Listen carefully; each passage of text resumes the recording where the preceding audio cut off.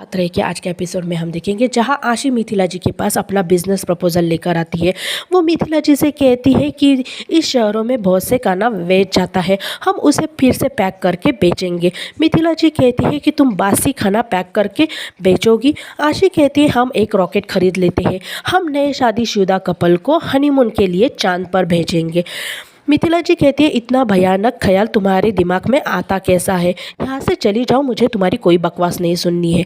आशी कहती है मेरे पास और एक आइडिया है, अगर आपको पसंद नहीं आया तो मैं कुछ नहीं कहूँगी, हम एक मैरिज ब्यूरो खोलते हैं जिससे हम लोगों की शादी करवाएंगे। मिथिला जी कहती है तुम्हें इसका अनुभव है। आशी कहती है बचपन में मैं मुंडन और शादी की अरेंजमेंट करवाती थी। जी कहती है अगर ऐसी बात है तो मैं तुम्हें एक काम सौंपती हूँ, तुम नीचे जाकर सभी परिवार वालों को बुला कर लेकर आओ। आशी सभी परिवार वालों को नीचे बुलाती है, तभी सभी परिवार वाले देखते हैं कि पंडित जी आए हुए हैं। पंडित जी कहते हैं कि कल पूर्णिमा है और शादी के लिए यह मुहूर्त बहुत ही अच्छा है। चिराग कहता है बड़ी माँ किसकी शादी हो रही है। मिथिला जी कहती है थोड़ा सब्र रखो, अभी पता चल जाएगा। तभी एक कुरियर वाला आता है और एक इन्वलप चिराग को देता है। मिथिला कहती है चिराग ये इन्वलप तुम गोपिका को दो। गोपिका इन्वलप खोलती है तो उसमें शादी का कार्ड होता है जिसमें गोपिका और सक्षम लिखा हुआ होता है। मिथिला गोपिका और सक्षम से कहती है अनजाने में ही सही तुम दोनों ने डाइवोर्स पेपर पर साइन किए हैं, लेकिन मैं अब तुम्हारी रीति रिवाज के साथ शादी करवाना चाहती हूँ। सभी परिवार वाले ये सुनकर बहुत ही खुश हो जाते हैं। चिराग कहता है जब तक शादी नहीं होती भैया और भाभी एक दूसरे से बात नहीं करेंगे और एक दूसरे से मिलेंगे भी नहीं। मिथिला जी शादी का सारा इंतज़ाम आशी को करने के लिए कहती है। वो कहती है कि ये जिम्मेदारी मैं तुम्हें देती हूँ। ये सुनकर बहुत ही खुश हो जाती है। चिराग कहता है अगर तुमने ठीक तरह से सारी अरेंजमेंट की तो मैं अपनी शादी का कॉन्ट्रैक्ट भी तुम्हें दूंगा। आशी कहती है तुम दूसरी शादी करोगे। चिराग कहता है मैं तुम्हें से दूसरी शादी करूंगा। सभी परिवार वाले हंसने लगते हैं। वही प्रिया मॉल में छुपते छुपाते अपने आप को बचाने की कोशिश करती है। मामी जी के घर पे साहूकार आ जाते हैं।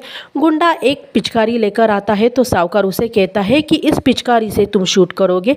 तभी तेजल आती है और साहूकार से कहते हैं आपने शूटिंग के लिए कैमरा नहीं लाया। तभी कॉन्ट्रैक्टर अपना उस तरह निकालता है और कहता है कि तुम्हारी सास ने तुम्हारे बाल और नाखून मेरे पास गिरवी रखे हैं, अब मैं तुम्हारा मुंडन कराऊंगा और तुम्हारी नाखून काटकर अपने पैसे वसूल करूंगा। तेजल बहुत ही घबरा जाती है और पूरे घर में भागदौड़ करती है और एक कमरे में छुप जाती है। रमीला जी भी उसके पीछे पीछे आती है और उस कमरे में छुप जाती है। तेजल मामी जी से कहती है आप कितनी कमीनी सास है, कोई अपने बहू के नाखून और बाल गिरवी रखता है क्या। मामी जी तेजल से कहती है तो मैं क्या करती, तुम्हारे खूबसूरत चेहरे से तो घर तो नहीं चलेगा और तुम कुछ कमाती भी नहीं हो और अपने मायके से कुछ पैसे भी नहीं लेकर आई हो, तो मुझे जो ठीक लगा मैंने वही किया। तेजल मामी जी से कहती है अगर ये मैटर सॉल्व हो जाएगा तो मैं आपका मुंडन और नाखून काटूंगी। मामी जी कहती है तुझे जो करना है कर, लेकिन इस गुंडों से पहले बचा हमें। मिथिला जी स्टोर रूम में जाती है और सोचती है कि सक्षम के पापा मुझसे कुछ छुपा रहे हैं, लेकिन मैं उस राज का पता लगा कर ही रहूँगी। मिथिला जी स्टोर रूम में जाती है और सोचती है कि सक्षम के पापा दरवाजे से अंदर तो आते हैं लेकिन पता नहीं कहाँ गायब हो जाते हैं। मिथिला जी की नज़र एक आईने पर पड़ती है। मिथिला जी आईने को धक्का मारती है तो उसमें वो देखती है कि एक खुफिया दरवाज़ा है।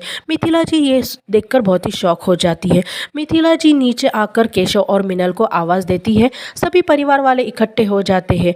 मिथिला जी मिनल से कहती है कि सच सच बताओ कि हमारे स्टोर रूम में दूसरा खुफिया दरवाज़ा कहा जाता है। मिनल कहती है मीठी बहन आप ये क्या कह रही है।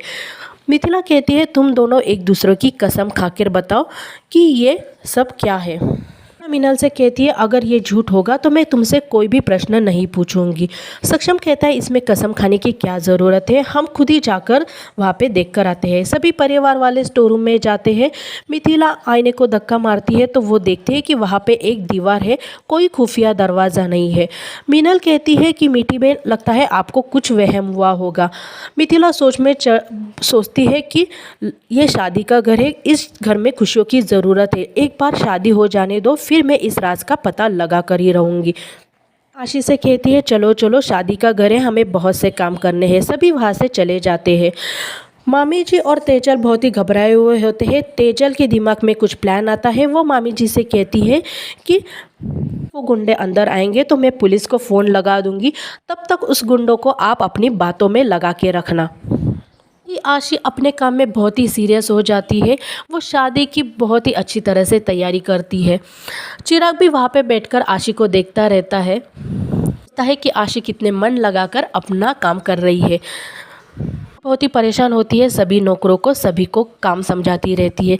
चिराग आशी के पास आता है और कहता है कि तुम कितने अच्छी तरह से मन लगा के काम कर रही हो। मिथिला गोपिका के लिए साड़ी लाती है और गोपिका से कहती है क्योंकि कल तुम शादी में यही साड़ी पहनना।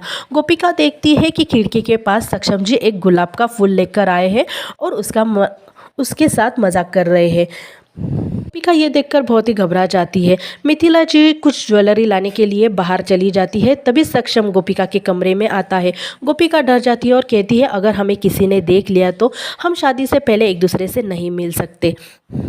कहता है कि मैं अपने दुल्हन को शादी से पहले जानना चाहता हूँ। वो दोनों रोमांटिक हो जाते हैं, तभी मिथिला की आवाज़ आती है। गोपिका वहाँ से भाग जाती है। वहीं पे भी आशी और बहुत ही रोमांटिक होते हैं। आशी चिराग से कहती है तुम जाके देखो तुम्हारे भैया भाभी एक दूसरे से मिल तो नहीं रहे हैं। चिराग वहाँ से चला जाता है। आशी को एक मैसेज आता है जो प्रिया ने भेजा हुआ होता है। उसमें लिखा हुआ होता है कि कुछ सब बाकी है, तुम मुझसे मिलने शाम को आ जाना। आशी प्रिया का मैसेज देखकर बहुत ही घबरा जाती है और आज का एपिसोड यहीं पे समाप्त होता है। कल के एपिसोड में हम देखेंगे जहां प्रिया आशी से कहती है कि तुम मुझे सक्षम की शादी का इनविटेशन देना। सक्षम की शादी तो होगी लेकिन मेरे साथ होगी। और आज का एपिसोड यहीं पे समाप्त होता है। धन्यवाद।